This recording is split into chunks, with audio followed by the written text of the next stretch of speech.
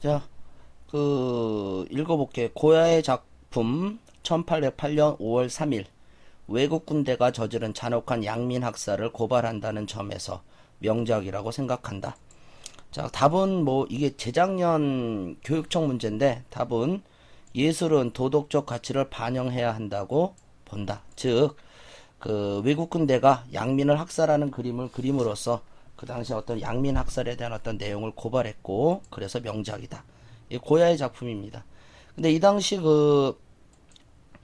고야가 이제 스페인 사람인데, 이 스페인을 침략했던 사람이 누구냐면 나폴레옹이에요. 나폴레옹. 아이고 이거 왜 잘리냐. 나폴레옹인데, 그 나폴레옹이 스페인을 침략해가지고 많은 양민을 학살했고, 그것을 또 그 당시 스페인의 그 대표적인 화가입니다. 고야가 이제 그림으로 그린 거예요. 근데 이 그림이 조금 허접한, 이제 흑백이라 정확히 잘 안 보이는데 원래 그림이 이렇게 생겼어요. 눈으로 보면 좀 강렬할 거면 좀 강렬하죠. 주가 이쪽을 좀 하얗게 해가지고 좀 그림을 강렬하게 그렸습니다. 이게 고야의 그림이에요. 스페인의 대표적인 화가다. 근데 이 그림이 나중에 또 어디에 영향을 미쳤냐면은 피카소에도 영향을 미쳐요. 그래서 이 그림의 어떤 그림의 모티브가 되어서 그렸던 그림이 이 그림입니다.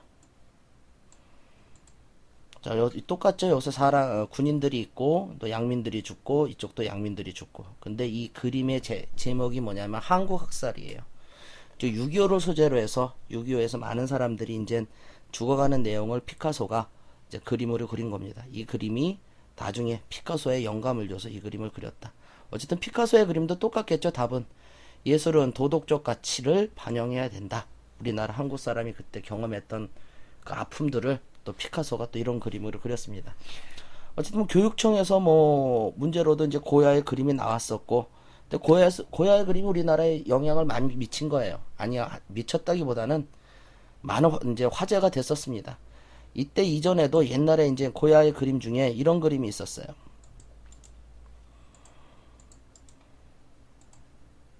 제목은 옷을 입은 마야야. 이거 문제 없죠. 근데 이 그림이 문제가 된 게 아니라 문제가 된 그림은 이 그림이에요. 이건 옷을 벗은 마야예요. 옷을 벗은 마야. 근데 이 그림 이 정도 가지고 요즘 이 그림을 가지고 외설이다 막 그럴 건 아니지. 그리고 또 이 그림이 또 어디서 보니까 죽기 전에 봐야 할 1000개 그림 중에도 이 그림이 있을 정도로 어떤 명작으로 이제 평가받는 그림입니다. 근데 이 그림도 실제로 이 그림이 만들어졌을 때는 그 당시 사회에서 많은 비판을 받았고, 고야라는 화가에게 이 그림에다가 옷을 입혀라 그랬는데, 이 그림에다 옷을 입힌 게 아니라 아까 그렸던 그 옷을 입은 마야를 또 하나 그렸던 것 같아요. 어쨌든 똑같이 두 가지의 그림이 있다. 저기 옷을 벗은 마야, 그다음에 뭐가 있다? 옷을 입은 마야. 근데 이게 우리나라 사회에서 무슨 큰 이제 화제가 됐었냐면은, 이 그림 자체를 가지고 이제 외설이라고 우리나라에서 이렇게 평가할 정도는 아니었는데, 되게 오래된 한 40년 전인가? 이 그림을 술집에서, 캬바레인지 나이트클럽인지 술집에서 성냥갑 표지로 사용했어요. 이거를 성냥갑 표지로. 그러니까 이제 그때 성냥갑 표지에 사용한 옷을 벗은 마야의 이 그림은 외설이냐 아니라를 가지고 이제 검찰이 이제 기소를 했어요.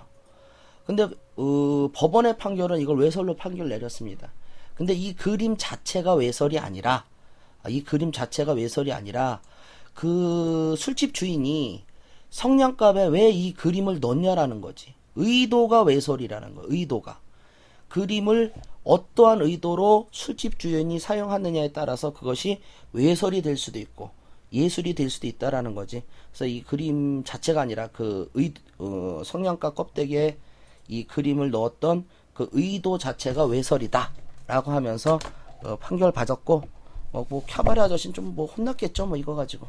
어쨌든 마야는 40년 전에도 한국에서 좀 화제가 됐었고, 또 교육평가 모의고사에서도 마야의 그림이 나왔다. 여기서 또 한번 생각해 볼게. 이 그림이 만들어질 당시에는 이 당시엔 이것은 외설이었어요. 외설이라는 비판을 많이 받았습니다. 근데 지금은 이건 뭐니? 죽기 전에 봐야 될 뭐 1000개의 그림? 다시 예술로 평가받고 있지. 즉 예술과 외설의 구분 기준은 상당히 주관적일 수도 있고 상당히 어떻다? 상대적일 수도 있다. 그것 좀 알아주도록 하십니다. 자, 밑에 거 볼게요. 예술은 제가 답 예술입니다. 창조적인 상상력에 호소하고 진실의 원칙을 준수하는 재현인데 반해 외설은 자, 환상에 호소하며 오직 욕구의 충족만을 재현한다. 옆에 그거 칸찍이 돼 있으니까 그 안에 박스 안에다가 넣도록 하십시오. 어쨌든 외설을 금지는 좀 해야겠죠. 근데 외설을 금지를 해야 하는 이유를 파악하기 여기서 있는데 이건 거꾸로 보셔야 됩니다. 거꾸로 봐야 된다는 말의 뜻은 그 찬성론의 논거를 보는 게 아니라 그 반대론의 논거를 봐야 돼요. 참 그리고 참 예술과 외설을 한번 개념 공부를 해볼게요. 선생님 그 도식에 있는 건데 여러분 그 도식 개인적으로라도 한번 꼭 파악하도록 하십시오. 예술은 미를 표현하고요. 외설은 성을 노골적으로 자극합니다. 예술은 심미적 만족이라면 외설은 성적 수치심이고요. 예술은 욕망과 적당한 거리를 둔다면 외설은 노골적 욕망 표출이다. 어쨌든 구분, 기준 개념 알아주시고 요것도 좀 알아주셔야 돼요. 자, 외설을 규제하는데 자, 여기서 이제 찬성론에 놓은 겁니다. 찬성론자들. 자, 규제를 왜 해야 됩니까? 인간의 존엄성이 표현의 자유나 행복 추구권보다 더 중요하다. 외설은 성을 대상화 수단화하여 인간의 존엄과 가치를 훼손시킨다. 그러므로 규제를 하여야 한다. 또한 외설은 모방 충동 그리고 외설을 많이 보게 되면 그냥 톡 까놓고 야동을 많이 보면은 일탈을 부추기게 된다. 그러므로 외설을 규제해야 된다. 어쨌든 규제 논거에 놓은 건데 거꾸로 간다면 그럼 반대로는 뭐냐? 요거 표현의 자유. 그러므로 외설을 규제하면 안 된다. 뭐를 제한하기 때문에 표현의 자유를 제한하기 때문에. 그 다음에 행복 추구권이 들어가요. 행복 추구권을 강조하면서 외설은 규제하면 안 된다. 자, 그럼 규제 반대론의 논거는 세 가지가 나오는 겁니다. 표현의 자유 나왔죠? 그 다음에 행복 추구권 나왔죠? 그 다음에 아까 요 그림에서 자, 시대와 상황에 따라 어떨 때는 외설이라는 어떤 비판도 받았고 지금은 죽기 전에 봐야 될 뭐 1000개의 그림 속에도 들어가고 자, 그러니까 외설의 기준은 상당히 상대적이다. 이 상대적이라는 거는 뭐 저 때도 경험해 봅니다. 저도 학생 때는 한 90년대 초 정도 됐던 것 같은데 그 국문과 교수가 이런 책을 썼어요. 즐거운 사라. 그리고 잘렸어요. 왜? 즐거운 사라가 외설이라고 해가지고 교수 잘리고 참 힘들게 살았습니다. 저자는 마강수예요.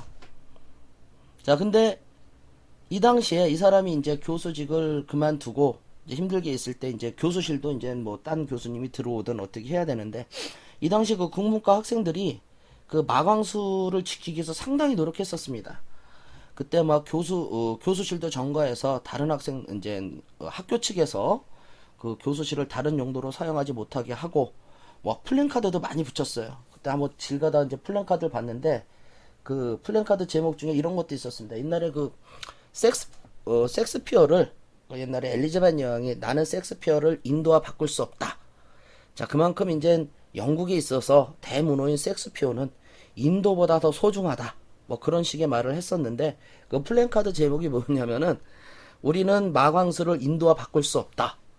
뭐 그런 식으로 그런 정도로 이제 학생들이 열렬히 그 마광수 그 교수를 지지하고 있었습니다. 근데 이 마광수 교수를 지지한 게 그 마광수 교수가 교수 작품의 외설이 좋아서 지지한 게 아니라 어때 그 당시 학생들의 순수성입니다. 순수성이 한 표현이었었죠. 근데 그때 이게 이제 이 책도 이제 뭐 팔릴 수 없고 뭐 금서가 됐었을 텐데 지금 다시 서점 가면 있어요. 서점 가면은 있어요. 즐거운 사라. 2013년 즐거운 사라. 자, 그러니까 그 당시에는 외설이라고 판결받고 이제 금서가 됐었는데 지금 서점 가면 볼 수 있다라는 거죠. 즉 외설은 상대적이라는 거죠. 그리고 상당히 어떻다? 주관적이라는 거지. 이러한 사례들은 뭐 수없이 많습니다. 수없이 많고요.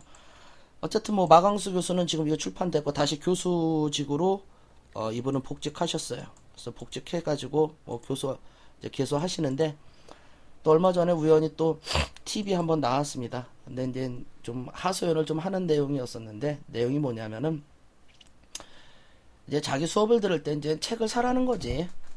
자기 이제 책을 사라는 건데 그 학생들이 책을 안 사고 이제 복사를 해서 뭐 수업을 듣고 그러나 봐요. 그러니까 이제 마강수 교수가 이제 화가 난 거죠. 그래도 한 학기를 듣는데 한 학기 수강을 하면서 책 한 권을 사지 않는 건 이건 예의가 아닌 거 아니냐. 최소한 내가 그걸 공부하기 위해서 책 한 권 사는 것은 어떤 기본적 예의가 아니냐. 라고 말하면서 이제 그 학생들과 좀 대립의 각을 세웠습니다. 그랬더니 학생들은 또 그랬겠지. 사건 말고는 내 자유 아니냐. 또 뭐 좀 심한 애들은 뭐 책 팔아먹어서 돈 벌려고 그러는 거 아니냐.